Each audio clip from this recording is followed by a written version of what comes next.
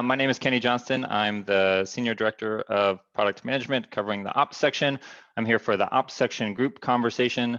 The Ops section itself is, I'm leading the group conversation, but it's comprised of team members from the development, quality, and UX departments who all comprise the section in its entirety.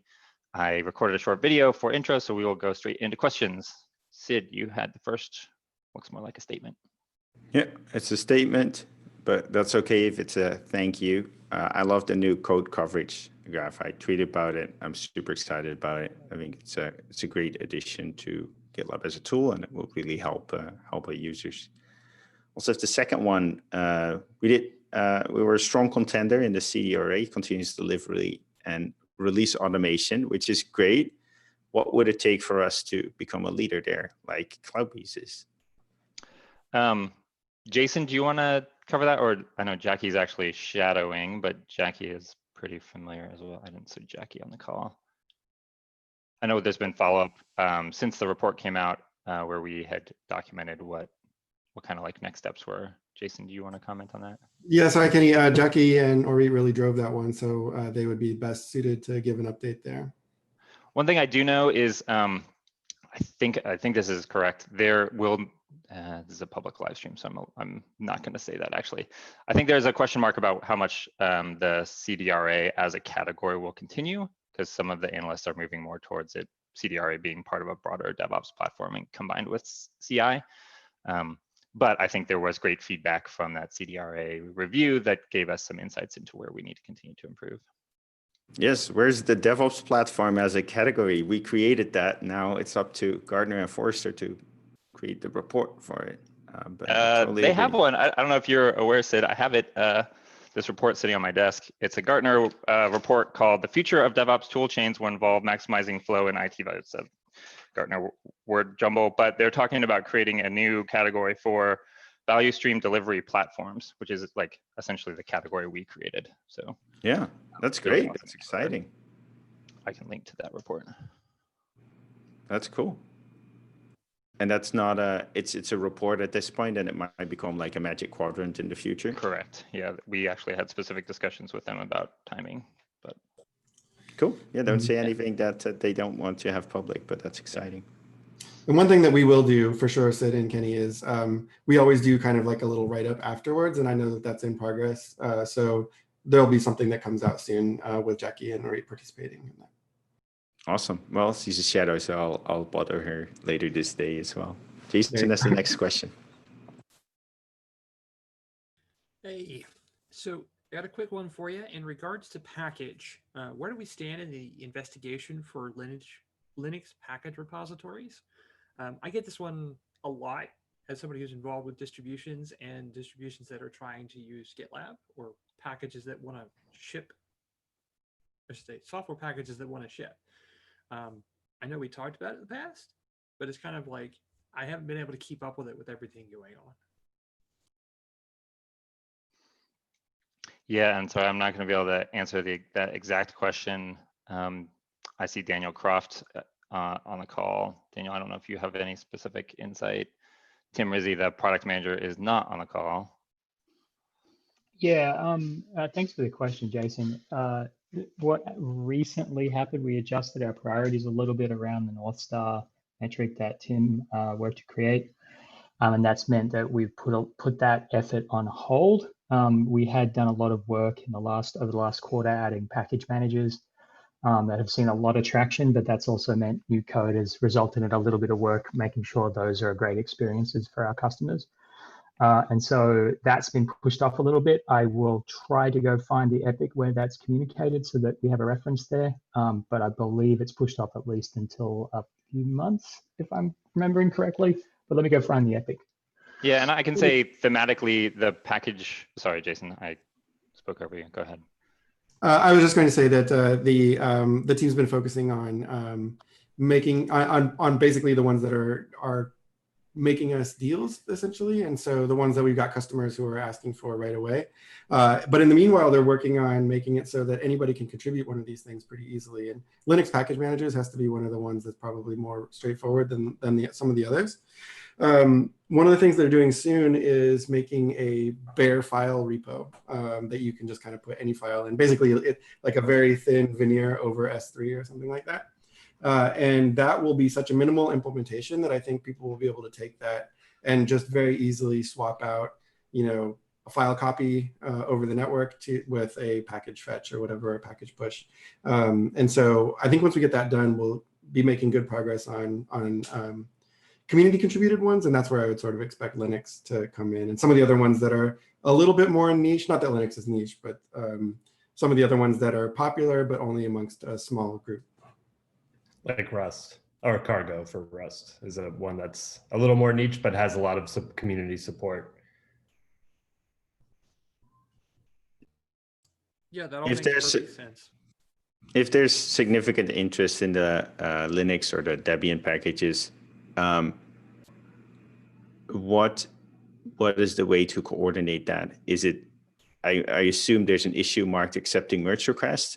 Is a PM or an engineer prepared to do office hours if Jason managed to round up 3 people who say they're going to contribute? Yeah, we have open issues. We have documentation for making contributions, and we actually have 2 community contributions that we've pushed through that the product developers have supported. So we're doing community office hours. We meet regularly with our contributors. So we would definitely be open to supporting that if there was a community contribution for Debian or. Okay, great. You're already doing community office hours, so that would be where Jason can channel that energy. Yeah, we have monthly office hours that we hold, and we usually go through a list of open contributions with community members. Awesome. Yeah, Tim, can you connect Jason to wherever that link or reference is? Mm-hmm. Thanks.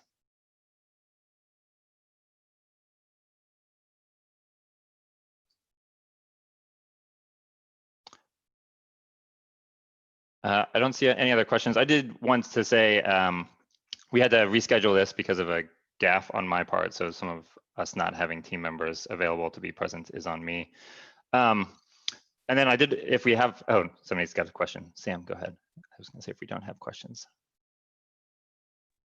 I was going to ask about the, I know a little bit about it because it kind of falls under my group, but I'd be curious to ask more about the Kubernetes agent. And I know that kind of ties in, at least theoretically at this point, with a GitOps kind of story. So Victor, you might be the right one. Yeah, thank you for the question.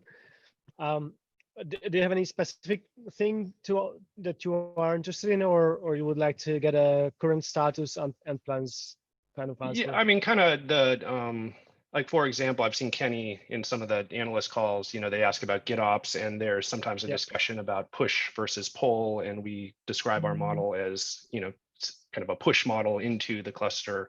And I believe that this could change that. So I thought people might be interested.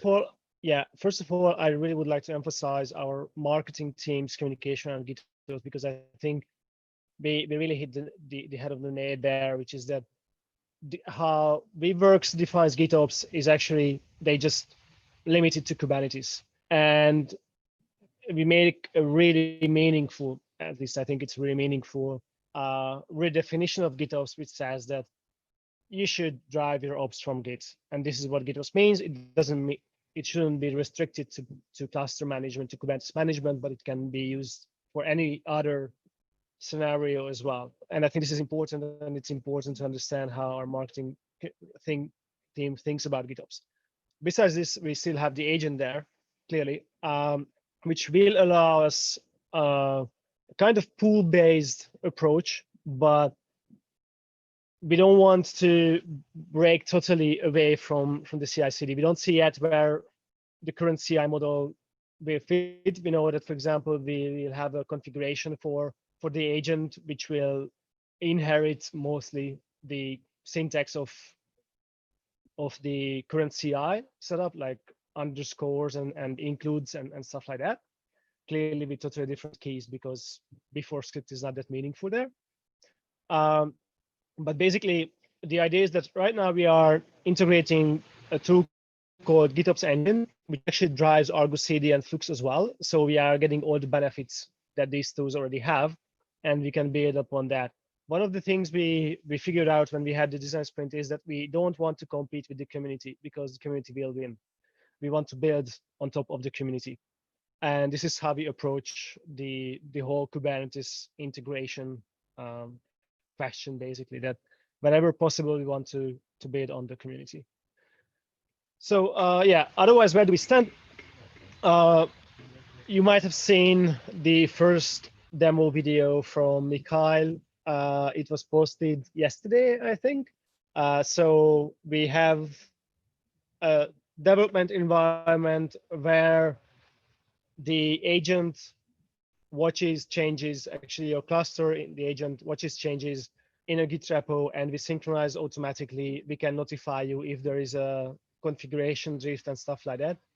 It's totally a manual setup at this point, but we have it already working. We have it demoed on a video, and our next step is to make it available to our users. First, mostly to community contributions. So we want to add it to GDK, and after that, we would like to add it to gitlab.com as well and ship it with omnibus and so on.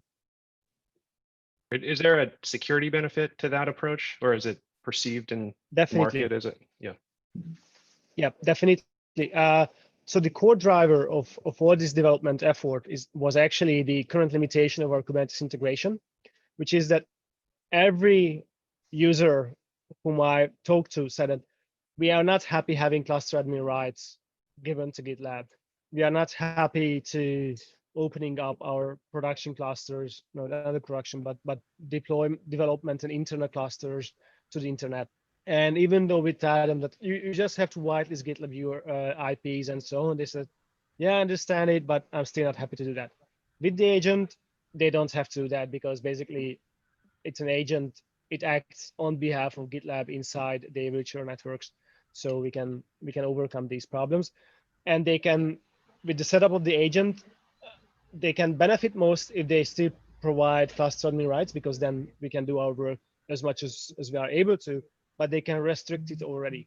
And then we will be able to only provide certain features, but at least we can learn what features are actually valuable.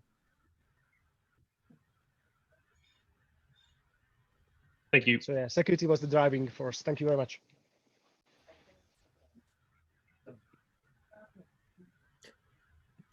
Thanks for recording the video to provide highlights of the slides. Noticed your dog in the background. What's his name?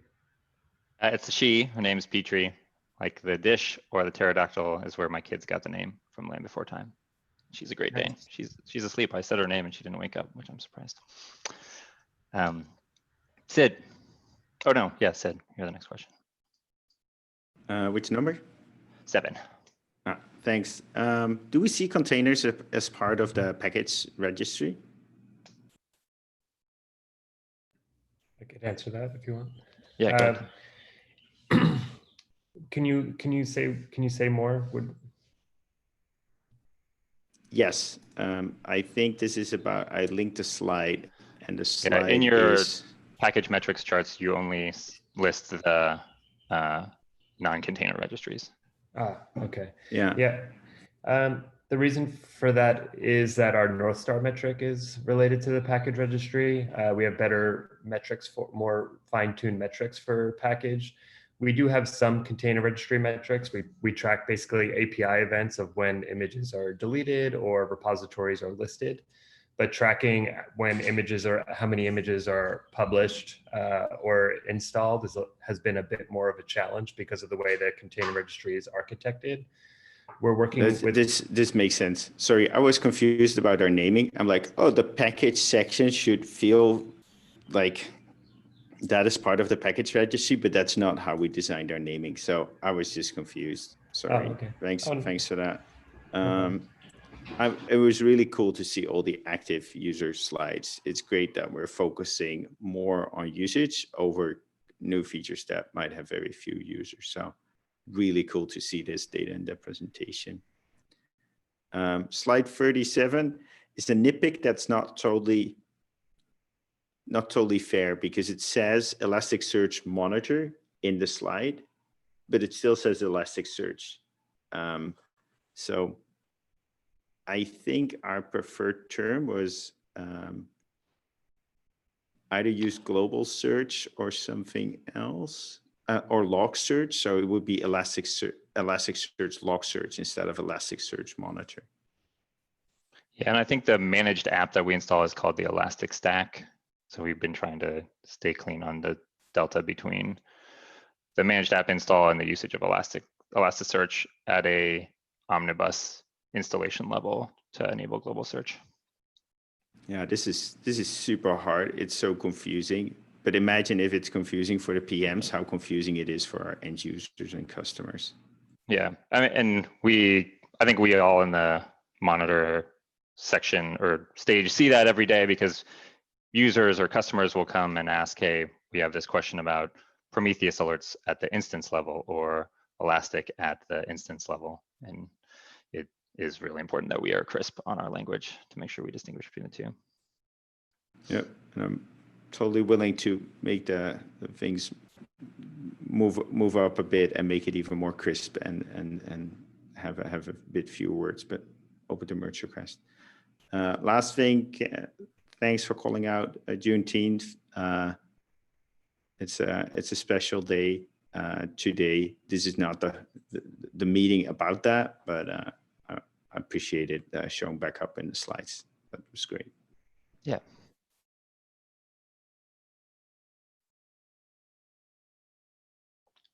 Okay, if no other questions, thank you all. I appreciate it. Enjoy the rest of your Friday.